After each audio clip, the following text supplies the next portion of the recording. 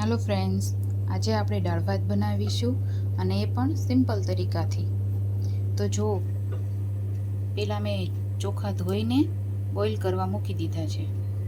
હવે આપણે દાળને ધોઈશું અને કુકરમાં પાણી ચડાવી દીધું છે. એ ગરમ થાય એટલે એમાં દાળ ઉમેરી દઈશું. પહેલાં આપણે દાળ ધોઈ નાખીએ.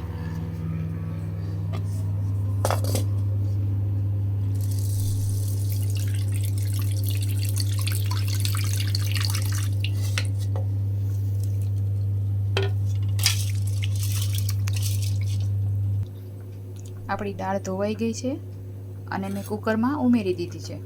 હવે એમાં થોડા મસાલા નાખશું. સ્વાદ પ્રમાણે મીઠું,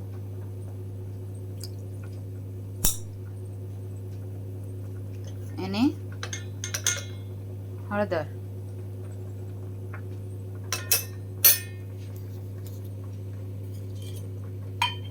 અને ઉભરો ન આવે એ માટે થોડું તેલ ઉમેરીશું.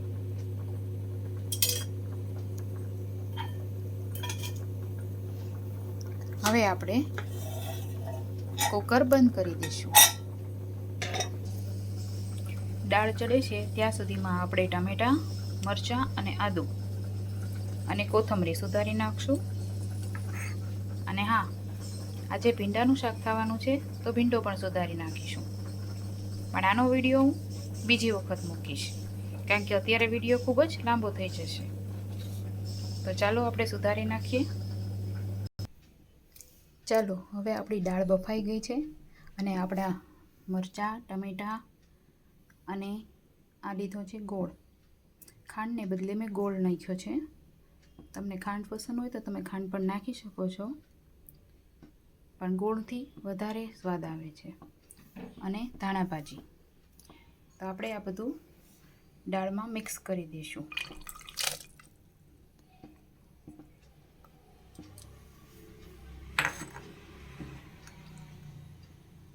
અને આદુને ઝીણું સુધારી લીધું છે. હવે આપણે દાળનો વઘાર કરીશું.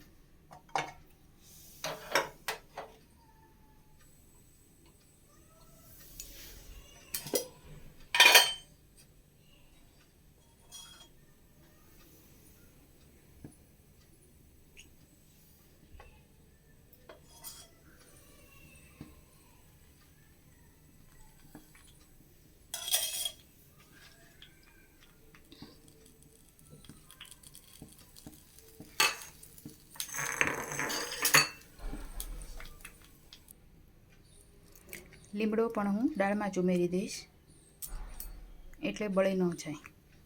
આપણે વઘારમાં સીધો નાખશું તો સીધો બળી જશે. એના કરતાં આમાં વધારે સ્વાદ આવશે. હવે આપણે રાઈ જીરાનો વઘાર કરીશું.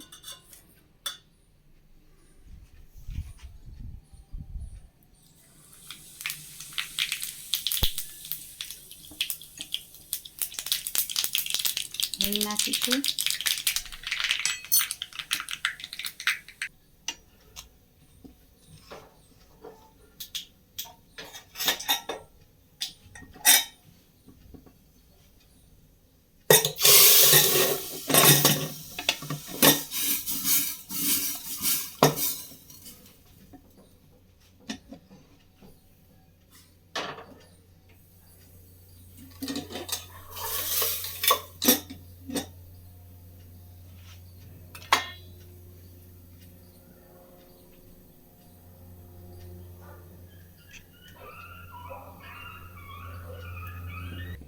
જો આપણે વઘાર કરી લીધો છે, હવે ઉપર ધાણા ભાજી નાખી દઈશું અને થોડી વાર માટે ચડવા દઈશું, એટલે ટમેટાં, મરચાં ચડી જાય અંદર.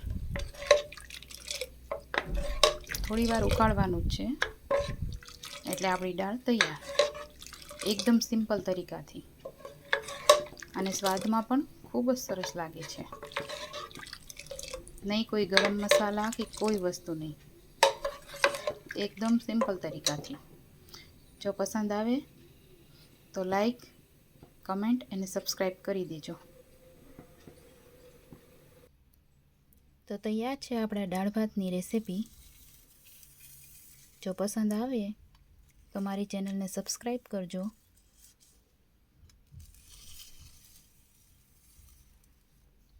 Bye bye.